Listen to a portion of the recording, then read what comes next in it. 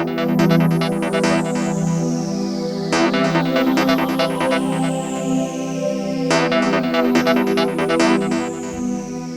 hi Veronika. Today we're going to be making power lasagna. Yes, I've pretty much prepared everything already. We get started right away, and I tell you while it's on the way what I'm doing. So I'm going to set up one big pot and let some water heat up in it. Very had it hot actually. So, and this is just going to heat up so I can put the onions in. And on the side, this is going to be our mince sauce for the lasagne with vegetables in it. And this is going to be our bechamel stroke cheese sauce. And I'm going to just heat up a liter of soy rice milk because we're cooking plant-based. This is a soy rice milk. And it's going to be warmed up together with some spices and herbs. So I have here What have we got in there? some bay leaves, I have some peppercorns, mustard seeds, I have a bit of nutmeg, salt and garlic powder. Okay.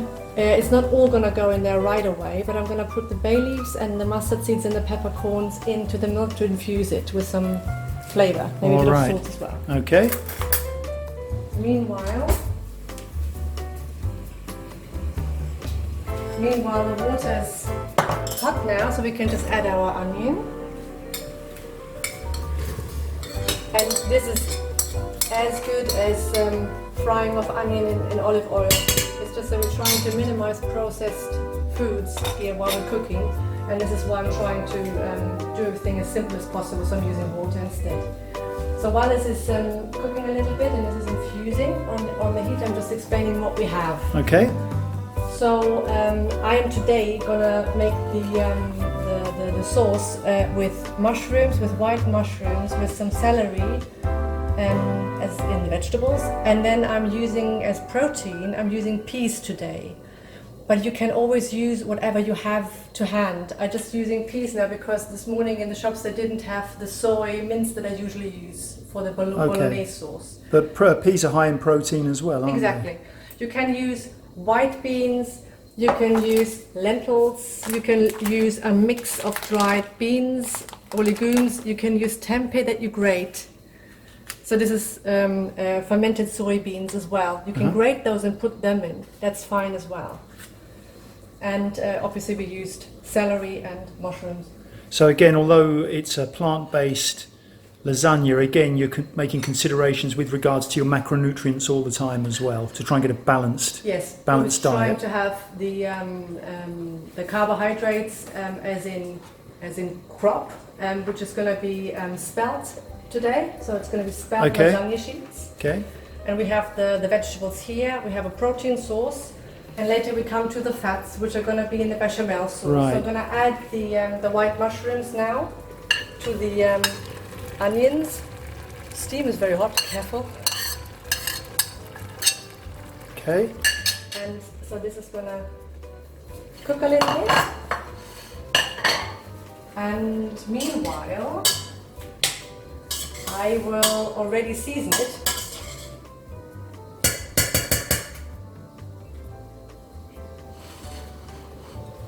I will add a little bit of tamari. This is, if you are cooking gluten-free, a very good substitute for soy sauce because it's without gluten. Okay. So while this is steaming and cooking, I'm going to put a little bit of that in to season it. So even if you're not, even if you're not gluten intolerant, it's probably still a good idea to reduce your gluten intake if possible. Yes, you can. I mean, we basically can do with spelt flour, but if I were to kind of like cook gluten-free, I would use corn or rice lasagna sheets instead of these. Okay. And we will in fact make the bechamel sauce with some flour, and I'm using rice flour today, which we're going to add later. Once this has been cooking a little bit, I'm going to turn down the heat and I will add our vegetables. So these have been frozen, as you can see. I like to sometimes cook with the frozen vegetables because they're just easy, simple ingredients, always to hand. That's incredibly high in fibre as well, isn't it? Yes, That's our our whole fiber source right Yeah, now. protein, fiber, carbohydrate, and of course, as you mentioned, the fats and the good fats that we have going in a while as well. And later we're going to add some tomato sauce as well. This is already getting quite hot over here, so that's good. Just going to let that cook a little bit. You can see the bay leaf in there. Yeah. And in a moment when this is cooked, we're going to get on with it and show you how to do the bechamel sauce. Okay, great. Okay, so now we're at the next phase. So- Where are we at now? What have we put in the mixer there? The soy milk I have that's been heated. Exactly. This has been cooking for 5 to 10 minutes now, and now I've taken the bay leaf out. We don't need that anymore, and I've put this just to one side because I need it in a second to make the bechamel sauce. We're going to need the pot, and I need to heat up a little bit of margarine. And this is just some vegetable margarine, about 60 grams I'm using, and I'm just going to put that in there, and I'm going to put it onto the heat and let that melt. What I'm doing today is I'm going to make a mixture of a bechamel sauce and a vegan cheese sauce. So generally you can make just the bechamel sauce, then you would use a little bit more margarine and you would use a bit more flour to have a bigger quantity of sauce. But I am trying to experiment, and I'm trying to be as resourceful as possible with my ingredients. And so I sometimes mix two recipes together. So I'm making, for example, a cheese sauce with cashew nuts and with yeast flakes. And I will mix this together with the bechamel sauce, which works really fine. And you can vary your quantities of the ingredients as you like, you know. So this is especially if you're busy and if you have to cook quickly and if you might not have everything to hand, you can be a bit creative with the ingredients, as I'm trying to show you that. So this is nearly all melted, and I've got nearly half a cup of rice flour. But as I said, you can just put a little bit in. You don't have to measure everything to the exact amount. People that are professional cooks will probably really disagree with me in this, but this is basically creative You tend cooking. to do it very intuitively, don't you? Yes. Yeah. And you can roughly measure it up if you're a beginner or if you need more security with your ingredients. But it usually works out fine. The end result is important. So if you notice that the sauce is too runny, you add a bit more cashew nuts, for example. If it's too thick, you add a bit more milk. Right. That kind of thing. Right. So we have our hot milk here to stand by, because this is going to go into the bechamel sauce in a second. And I don't know, you probably can't see this very well. I have the margarine in here in the pot. It's nearly all melted. And I can start to add a little bit of the rice flour and start to mix that in.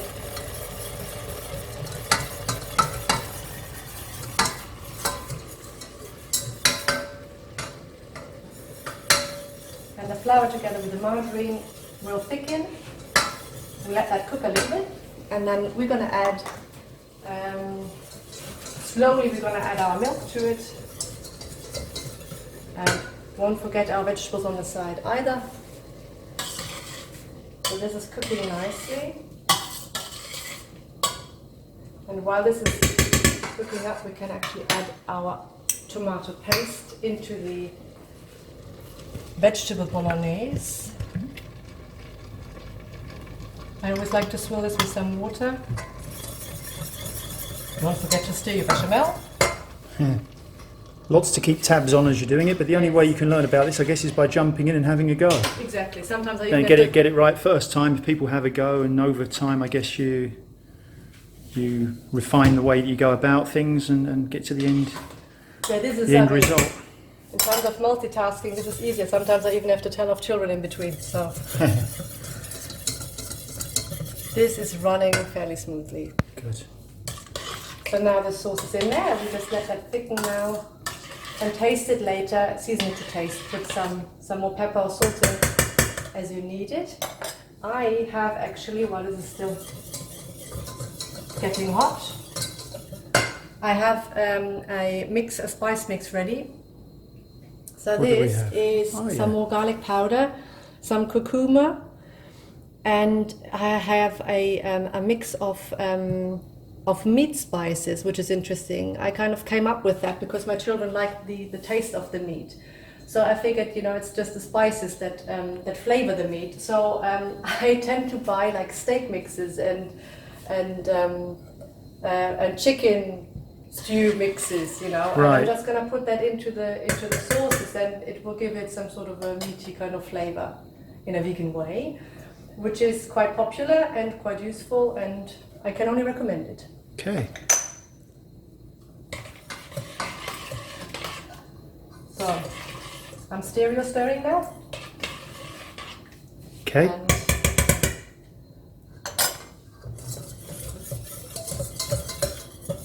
so I could have even done with a bit more flour, but never mind, because we later put the cashews into the sauce, so it doesn't matter too much. So obviously this particular dish is slightly more challenging than the other examples of plant-based foods that we've posted to date. So this is slightly more challenging in terms of preparation and so forth, but that's the way we're going to go about this. We're going to gradually develop the channel to show more and more things that you can prepare, more and more options, to give you options.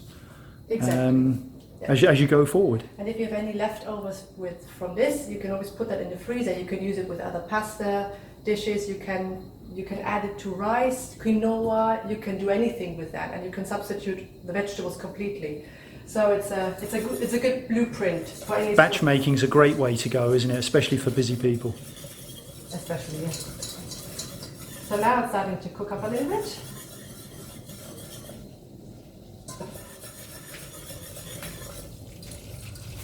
So I'm gonna just add the milk, and you can see how thick it gets now. Got a nice texture to it.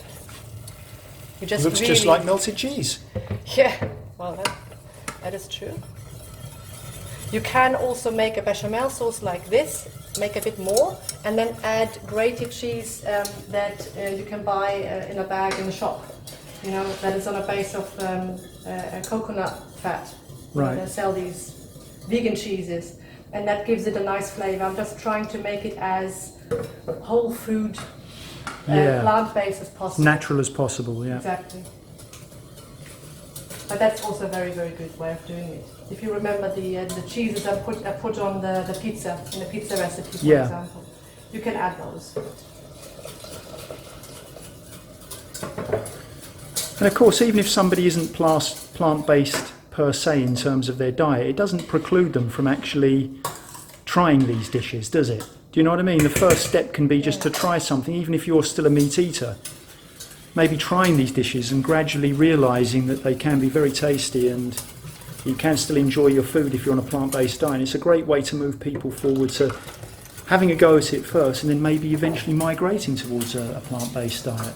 We always found that we make these recipes, and whenever we have friends around that have dinner with us, they're quite surprised how either good it tastes. Yeah. Or is that really just a plant-based dish? Because it tastes so good Exactly. that people are surprised that you can still enjoy your food and be plant-based as well.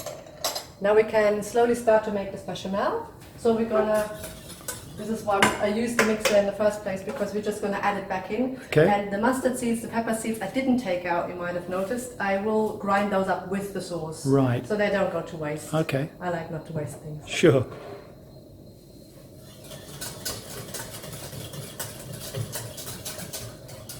So, switching off the hob. You could even leave this on a bit longer. You could add a bit more flour. So this would get a bit thicker. This is not as thick as you would have it. What sort of consistency are we looking at? This is still fairly liquid. So, but we're Right. going to add the cashews now, and we're going to add as many cashews as we need to thicken it up properly. Okay. And having had this already before, obviously, because you produce this on a regular basis, I can vouch for the fact that it really does just taste like cheese.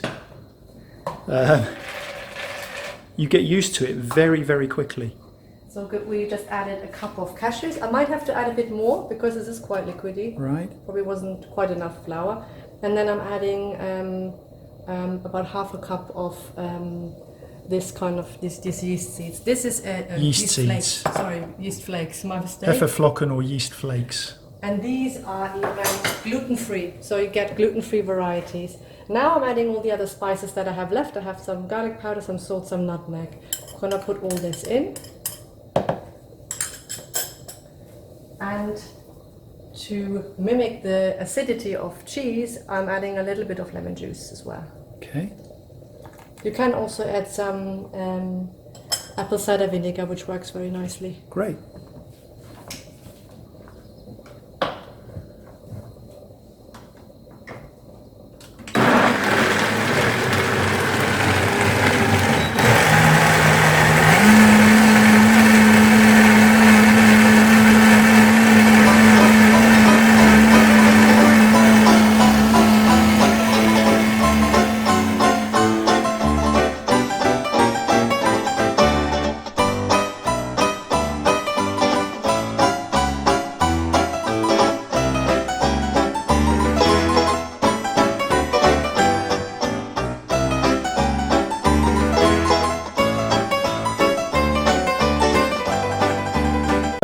Okay, so we've got that all mixed now. Yeah, so it's quite thick now, you can see. So this is a nice bechamel sauce, nice and cheesy. You could even have it a bit thicker if you want to.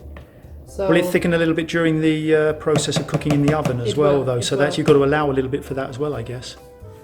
Taste it a little bit. Very nice. Yeah, always test. Always test. Always testing. That's very good. Right, so now we nearly are ready to assemble everything, so it doesn't actually take nearly as long as you think. And I will get the tray out and tell you how I'm assembling it. Okay, So see you in a second. great, okay. Okay, so now we're coming to the interesting phase of our preparation for the lasagna. Exactly. We're having we've got a baking tray out, and I seasoned everything a little bit while I was waiting for it to cool off. I put a little bit of liquid smoke in there as well. You can buy that in all your shops. It usually looks like this. It comes in a bottle like that. What is that? Sorry, It's liquid smoke, and it gives liquid smoke. It gives it a bit of a bacony kind of, like a smoked kind of flavor, and it goes very nicely with the peas. So I'm adding that, but you don't have to by all means. But you can also add chili, you can add ginger, you can add any spices or herbs that you like to add. Then after I put in the first layer of the tomato sauce, I'm going to put in some pasta sheets, so the spelt sheets. Very inconveniently, I got an oval shaped baking tray, which is not very practical, so I'm having to break these up. Just utilising what you've got. Yeah, exactly. And then on top of that, I'm gonna put some bechamel sauce. I also seasoned that up a little bit. I added a bit more pepper, salt, and a bit more cashew, so you can see it's quite thick now.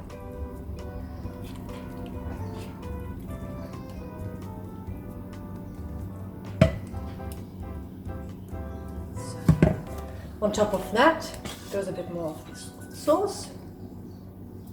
And this is the way I layer it. Sometimes I even add a bit of spinach leaves in between. And that bakes nicely as well, so you can see you can really be creative with it.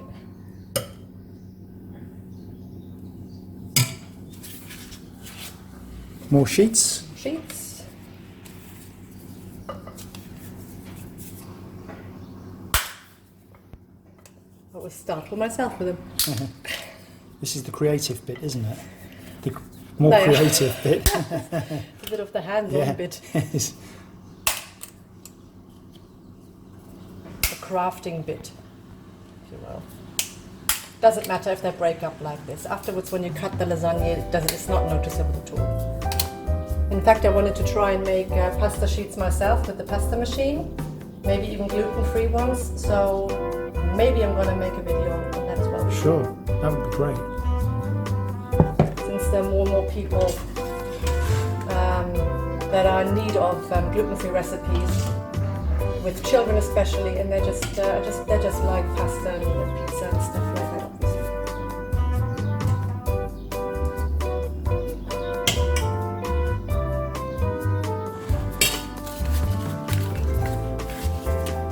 And you can see that we are actually out of pasta now. So these bio varieties sell them in very small batches. Yeah, so ideally you could be doing with a little bit more I there, could have probably done another layer, but it doesn't matter. It won't spill in the oven, which is great. I'm gonna add 2 more layers of the vegetables and the bechamel sauce. So then I'm going to this. And a great dish, of course, to complement your training, whether you're doing your running or whether you're doing your body conditioning workouts. Everything in this dish that you need nutritionally to support you while you're undertaking the exercise that we talk about on this channel as well. So again, it's all not only enjoying your food, but seeing your food as being a fuel for your training as well. You can make nice swirly patterns in the end. There you go. That's Slightly different every time you do it, and that's what's great about it as well. This is what it's like. Now this you can use as mac and cheese sauce. You can put that in the fridge and you can add it on any kind of dishes you like to have cheese on. Right, so literally anything, really. I will now put a aluminium foil on there. Okay. And put it in the oven that I've already preheated on about 180 degrees, and I will leave it there for about 50 minutes to cook. 180. And we will see in a bit. Now we're going to cook it, and then we'll show you what it looks like. Fantastic. Look forward to that, Veronika. See you shortly. Yeah, great. Okay, so the lasagna has been in the oven, Veronika. How long was it in there for? It was in there for 50 minutes. So I've just taken it out. I had this on top of it. And this is what it looks like when it's cooked. Wow, and it smells fantastic as well. Yeah, shame you can't post that. Yeah. AI hasn't come that far yet. But if I could upload the smell of this lasagna, I would do. It's absolutely magnificent. Yeah, let's keep the IA at bay a little bit. But you can also switch on your grill and put a little bit of the industrial produced vegan cheese on top and grill it a bit if you want to. Yeah. Or you can make some vegan parmesan, which you can make with cashew nuts, yeast flakes, garlic powder, and a bit of salt, and you just mix that up, and it becomes a nice consistency, and you can sprinkle that on top. Brilliant. Maybe I'll do another video on that. And but it's perfectly fine to eat right now, and when it's set, even the day after that, it's going to be really lovely because then it has time to really set, and it's going to be. Yeah, as I always say to you, I actually really enjoy it the day after because it feels as though it's matured a little bit as well. It's fantastic. So this is good for 2 days, So especially pre-cooking, if you have a family and kids and stuff, this is brilliant. Okay, that's fantastic, Veronika. Thank you. Good luck with Thank it. you so much. I'm looking forward to it. Okay, see you next time.